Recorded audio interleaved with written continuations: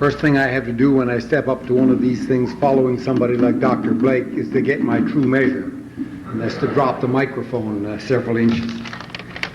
Thank you very much, Dr. Blake, and my thanks to the graduating class for their kindness in doing me the honor of inviting me to speak to you this evening. It gives me a great opportunity to share in some of your excitement at graduating from our alma mater. And I say our alma mater because it's mine too, although nobody in this room might remember when I graduated from Memorial, it being some 35 years ago. But it's my alma mater, and I'm as proud of it today as I was then. And I'm as proud of it today as I'm sure each and every one of you are, because it laid the foundation for me in my preparation for life and what I would or would not do or would or would not be able to achieve in life. The foundation was laid at the university from which you're graduating this weekend. And you have every reason to be very proud of the university, very proud of your own achievement, and very proud of the accomplishments of the faculty from which you're graduating. I offer to you my sincere congratulations, and I'm confident that I can, on this occasion at least, although there are some who say I can't always do that, but I'm confident that on this occasion I can speak for every single person in this province when I say we offer you collectively our sincere congratulations and our most sincere best wishes for the best future any group of people in this province ever had. A sincere congratulations to you. It also gives me an opportunity to talk about the economic future, to talk about the opportunities and the challenges that are there. I listened to what Dr. Blake just said about the little man who had worked the elephant all the way to the top of the mountain. It really is just the beginning. You've lifted the elephant all the way to the top of the mountain, but there are a lot more challenges ahead of you yet. There are a lot more challenges for all of us in this province and in this nation. And don't ever think in terms of your challenges as only being in the context of Newfoundland and Labrador. Your challenges are in terms of the whole nation. As you work with your fellow Canadians to meet the challenges that the whole nation faces in rebuilding its economy, in restoring the financial integrity and stability of the nation, in dealing with our constitutional and our social issues of the day. These are major challenges. There are challenges in particular that are facing the government of this province and the people of this province. Because don't forget, government is not some detached body that everybody likes to hate or get mad at or criticize. Government is simply the trustees elected to act in behalf of the 580,000 people who occupy this province. Government is not a detached agency from everybody else. The 15 people who sit around the cabinet table are not in there acting for themselves. They're in there acting for you, discharging the responsibility that we, 580,000 people in this province, have for our current and for our future days. That's the challenge that's facing us all now. To develop and implement policies that will not only meet the exigencies of the moment, to meet the crucial needs of the moment, to deal with the pressing financial and economic problems, to deal with our unemployment problems, to deal with the social concerns. But the real challenge is to deal with it in such a way that we don't unfairly burden the future and make it excessively difficult for you when your time comes to take responsibility for government. And there are many sitting in this room tonight, I believe, who will sit around a cabinet table in this province in the next 10 to 50 years. And you will then have the responsibility to meet those challenges. One of the things that we who have responsibility for government must be ever mindful of today as we seek to meet those challenges is that we do not do so in a way that leaves you with an excessive burden of debt or other responsibility in the future. And let me just take a minute to elaborate on that, because that's one of the major problems that we're facing now. And here, to Scott Clark, is it? I should say I'm not being unfairly political when I say this. This kind of approach was not peculiar to the government in Newfoundland and Labrador. It was followed by governments all across this country of all political stripes. But in the heyday of the 70s and 80s, people were spending money like there was going to be no limit to it. Everybody was borrowing dollars, thinking we get dollars worth a day, and we'll be able to pay each dollar back with a quarter tomorrow. Well, tomorrow is here. And we've got to pay each dollar back with dollars. And in recent years, they've been harder to come by. But we managed the economy in those times in a different way. We didn't really think in terms of the kind of burden we would be imposing on the future.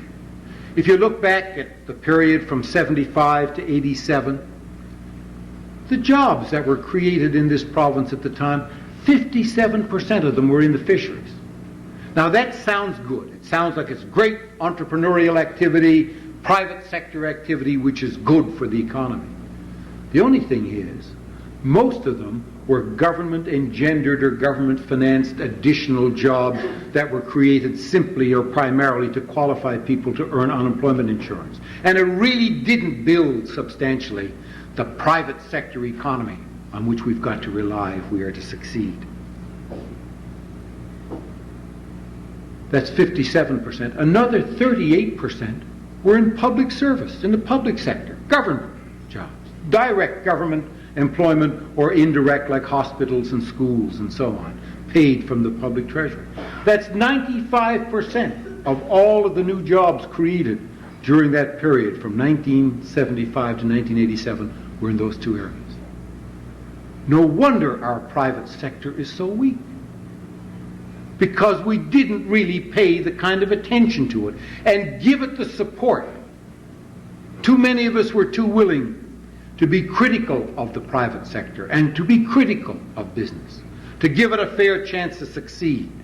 We were all envious if people made a lot of money, instead of shouting for joy if a company was prosperous and earned a lot of money and paid a lot of dividends, which is the approach that we should be developing.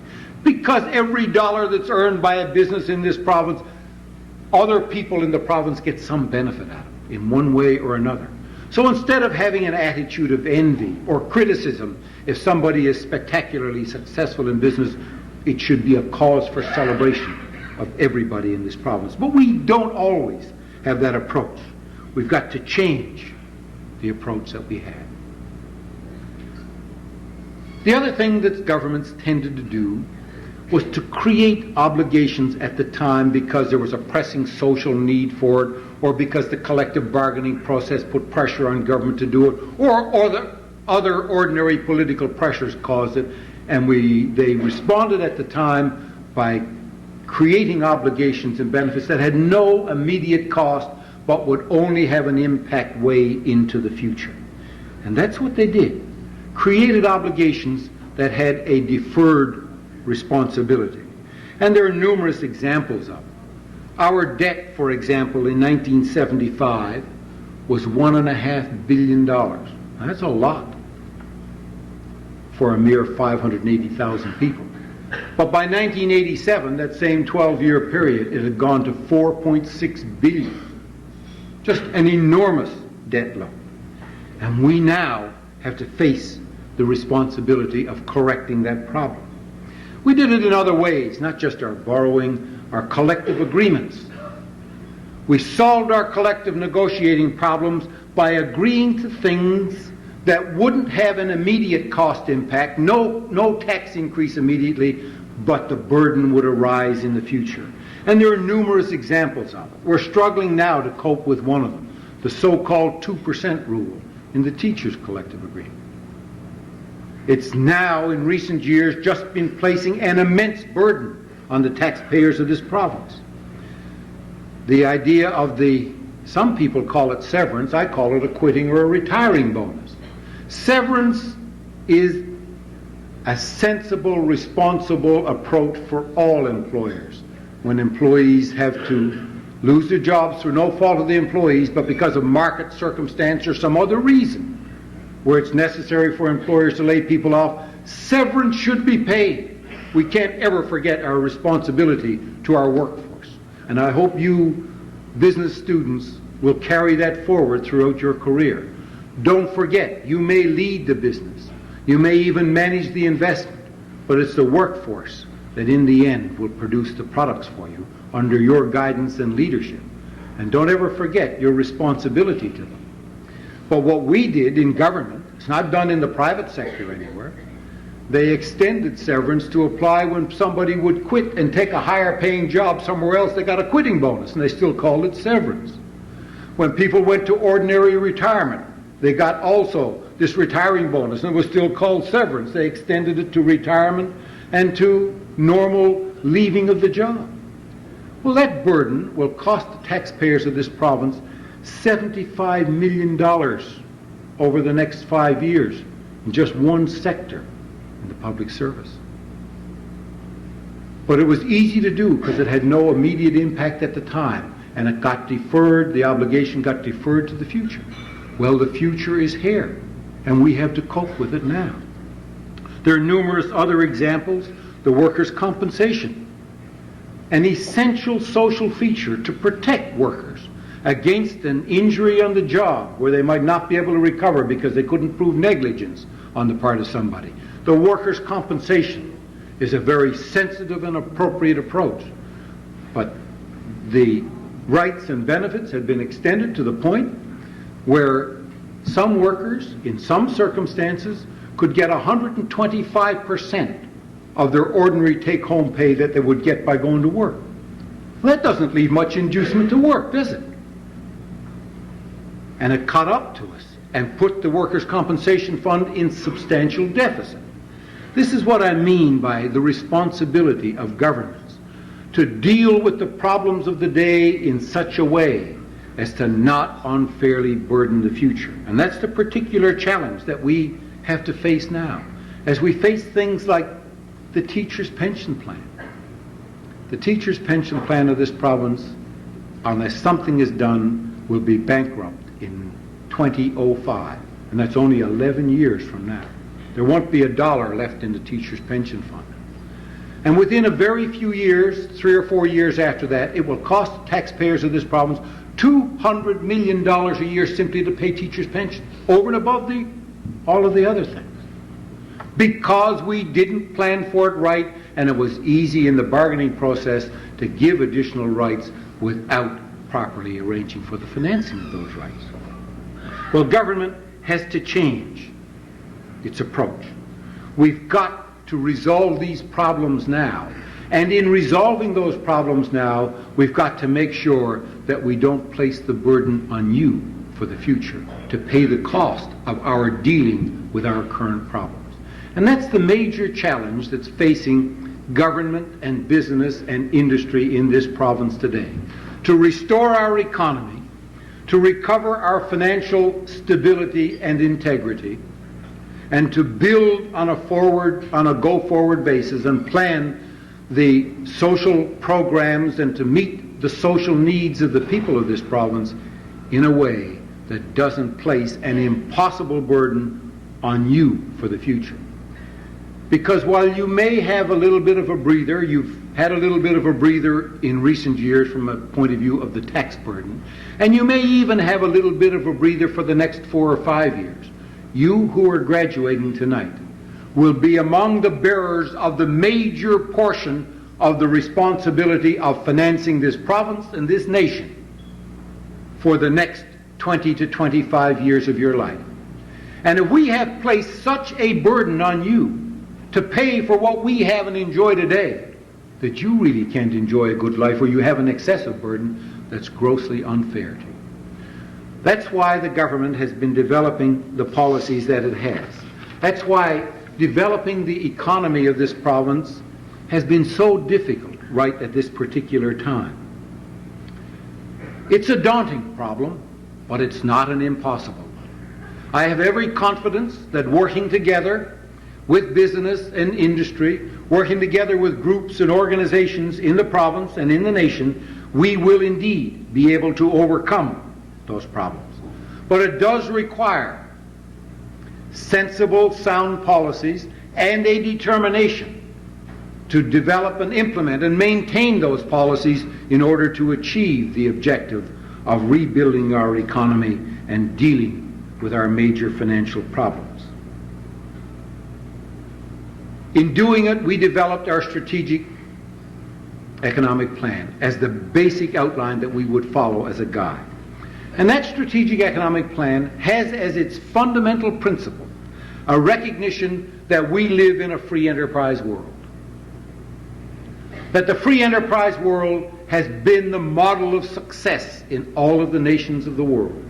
And if anybody had any doubts about that, just look at what's happened with the East European countries, with Russia, and the communist countries in general, as they fell further and further behind and could no longer sustain themselves economically. They had to abandon the approach and start to move as rapidly as they could toward a free enterprise system. That's not to say that there's no place for public involvement in economic and commercial activity. There may well be a place. It may well be desirable either for public financing to do something or for public financing to join with the private sector in carrying out an economic activity. Like, for example, the fixed link to Prince Edward Island is a clear example of the private and public sector working together for the economic and social good of a significant part of the nation. Like Hibernia. Hibernia is a partnering of the public and private sector. So there are times when it's appropriate to do that.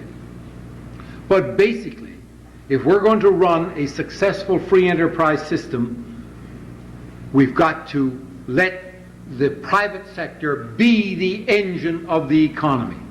Give it a free rein within reason, and let it loose to use its initiative and its capability to develop and expand our economy, and in the process, provide the jobs that our people need. We've got to get the public system off the backs of the private sector. And that's been a cornerstone of our policy in every respect, as we start to eliminate the unnecessary regulations, as we start to reduce the tax burden, as we carry out our program of privatization, meeting with some difficulty here and there, a particular difficulty in the case of hydro at the moment, but I would hope that we will be able to overcome that and proceed. We've got to give the private sector the free rein that it needs to be the economic engine, and to recognize that the real role for government is to create the economic and social climate that is conducive to investment and conducive to a successful operation of our economy by the private sector. That's the real burden of government, to look after the economic and social climate so as to make it most attractive for investment. And there are some key components of that, not the least of which is that we create a business climate that's not only attractive because of some other factors, some of it attitudes of people, some of it attitudes of people outside this province, because of those other factors, and some of it due to our weather and a few other factors. Because of those other factors, I believe we have to go further than simply making our business climate attractive. We have to go so far as to make it virtually irresistible, to make sure that we are going to attract the kind of investment that will allow us to have an effective economy. That's why we've started to move in areas like taxation on business. Even in these difficult times, when we've had to raise personal taxes in the last few years, when we've had to increase other forms of taxes, we've lowered business taxes. The general corporate rate was lowered 2 years ago from 17% to 16%, and in this year's budget it was lowered from 16% to 14%. The manufacturing and processing corporate tax rate was lowered from 17% all the way down over the 2-year period to 5%.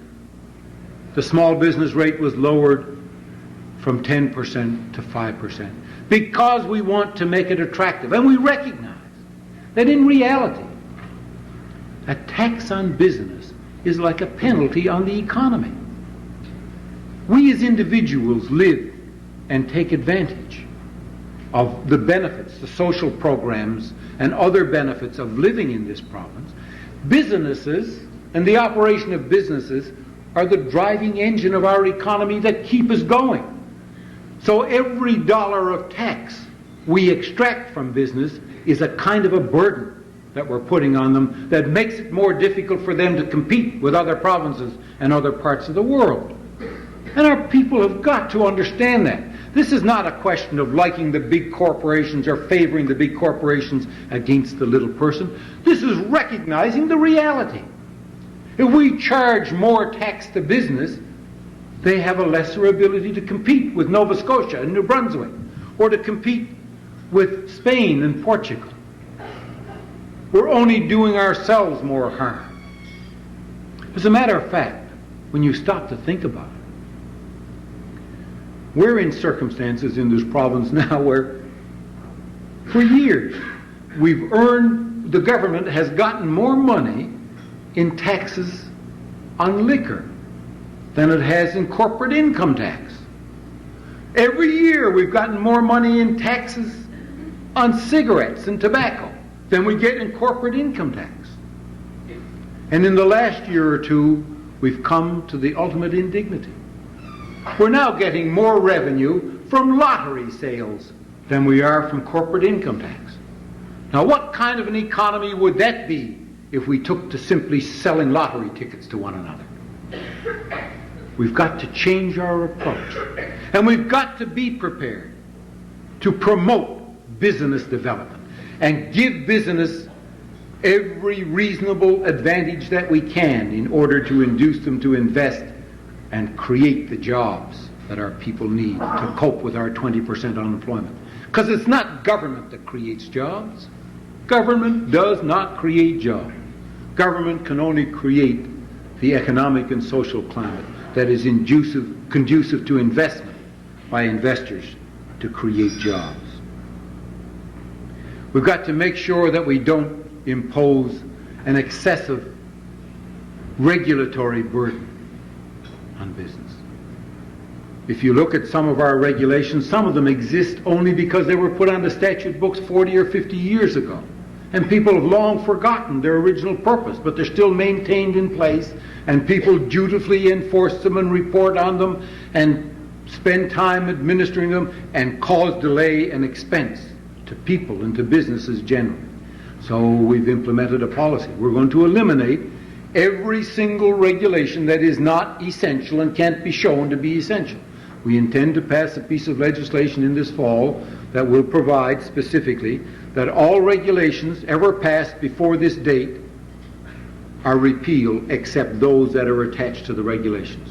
So people are going to have to show that it is necessary to maintain those regulations in order to achieve some public purpose. And we must do that in the case of protecting our environment, in providing for occupational health and safety, in providing for fair working practices, and so on.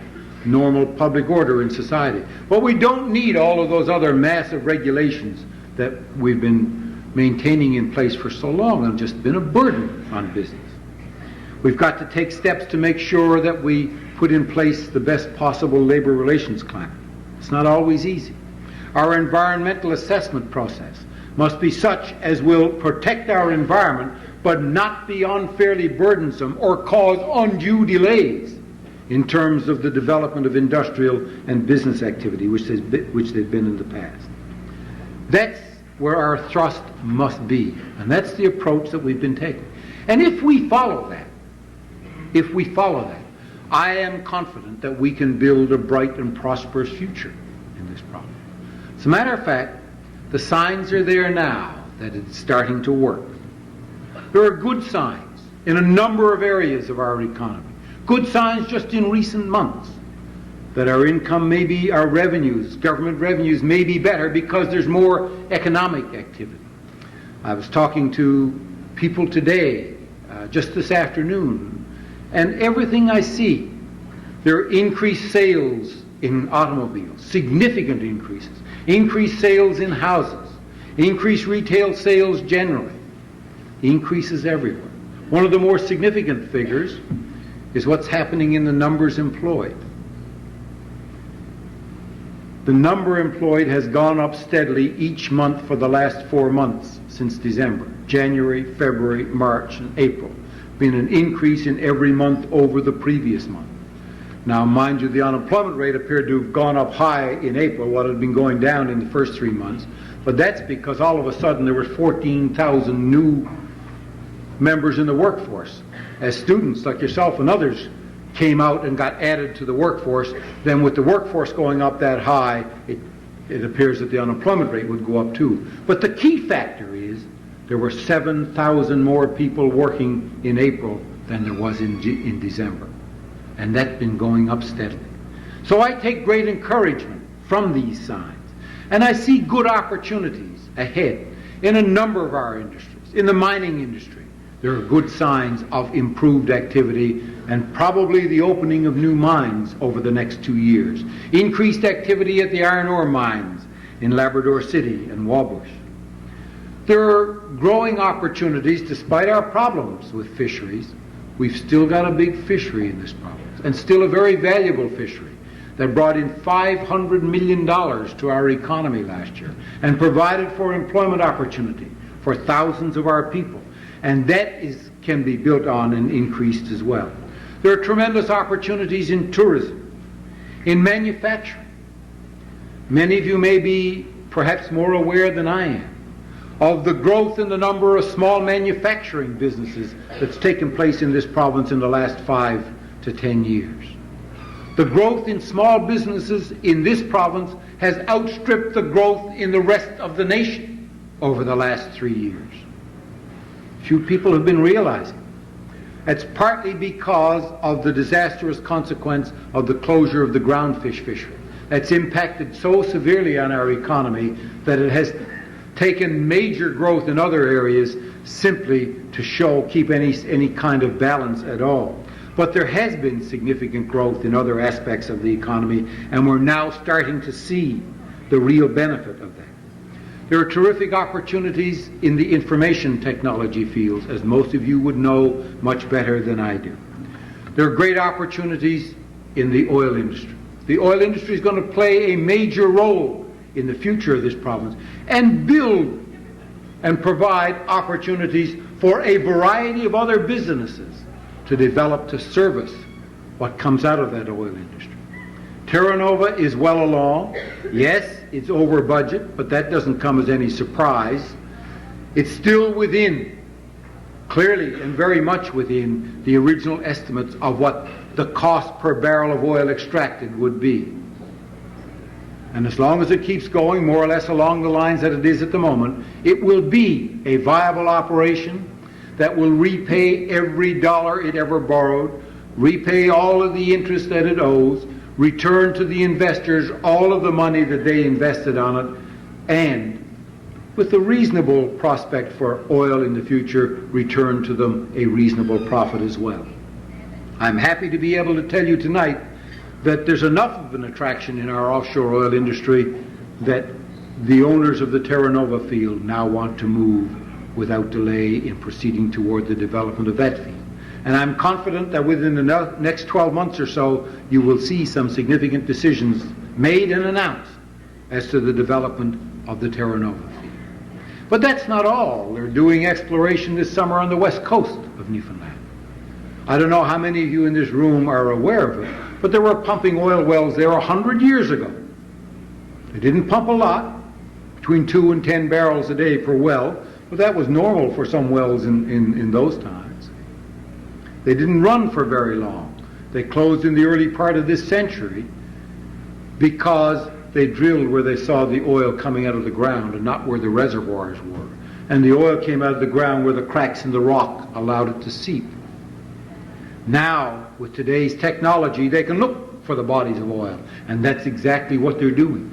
So there is a good prospect that with the East Coast offshore, with what's happening in the Gulf of St. Lawrence, immediately adjacent to the West Coast, and on land on the West Coast of Newfoundland, it's a reasonable prospect that we will have a good and sound oil industry that business can work with and develop new business opportunities from for the next 50 or 60 or 70 years. I've no doubt that oil will play a major role in our economy in the future. And there are other opportunities. But that's the challenges for you. The opportunities are there. It isn't going to be handed to you on a platter. You've got to take the initiative. You've received the training and the guidance. You've developed the skills. What you need is the confidence. And I've no doubt that you've got every reason to have that confidence. And I disagree too with Mr. Finn. Not only do you not have to be ruthless to succeed in business, I would say to you, you won't succeed in business if you are ruthless. Ruthless people are just predators. They seldom succeed on merit. What you need to succeed in business are the kinds of things that Dr. Blake talked about. What you need is to be diligent and to be fair. You don't have to be ruthless. You can succeed by being fair. You'll enhance your reputation and feel a lot better about it. But you need that diligence, that fairness, that determination to go forward, and the confidence that you have the ability to make a difference. And you do have the ability. You've got the abilities, the opportunities are there, the challenge is there. The government is prepared to work with you by making sure that we get the government off the backs of the private sector, and we give the private sector a fair chance to show what it can do and to perform and to make profits. I seize every opportunity I can when I speak to business groups outside this province and within the province to say to them, you can't make enough profit to cause me one moment's concern. I would only laud and praise every dollar of profit you make, provided you obey our basic laws and you don't carry on any criminal activity in the process. And there's three very good reasons for that. One is, you can't make that kind of profit without creating a lot of economic activity, which provides jobs for our unemployed people.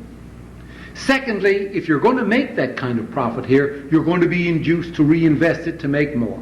All of us have the normal human greed or incentive to make more money.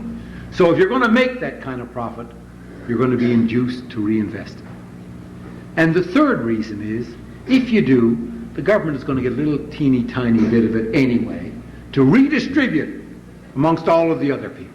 So you go out there and make the maximum amount of profit you can, and you will get nothing but a pat on the back and a sincere congratulations from me and a small tax bill. But that's part of your responsibility. Our responsibility as government is to take government off your backs, to reduce your burden, to reduce the penalty that we impose through taxes and other means, and give you half a chance to be creative, to show your diligence and your fairness and your determination. And in the end, if you're making that kind of return and profit, you won't mind paying a little tiny bit to share it with your fellow Newfoundlanders and Labradorians. I have every confidence that you will provide the kind of leadership for the future. If we, government, give you half a chance, you will provide the kind of economic and business leadership that this province needs to prosper. It's our responsibility as government to make sure that we don't put undue impediments in your way, and that we build an economic and social climate that makes it reasonable and fair for you to invest and proceed and use the knowledge and capabilities that you've developed at university, and to use your skills and financial resources to build our economy. When I look at what this School of Business has done, and what the students at this School of Business have achieved in terms of awards and recognitions and competitions that have been won, major national competitions, and I was going to say monotonous regularity, but that kind of regularity doesn't get to be monotonous, but certainly with a very acceptable degree of regularity over the last 8 to 10 years, I have every confidence that this province, for its next decade, will, in your hands, be in the best of hands. On behalf of all of the people of the province, sincere good wishes, congratulations, and go for it. Thank you very much for listening.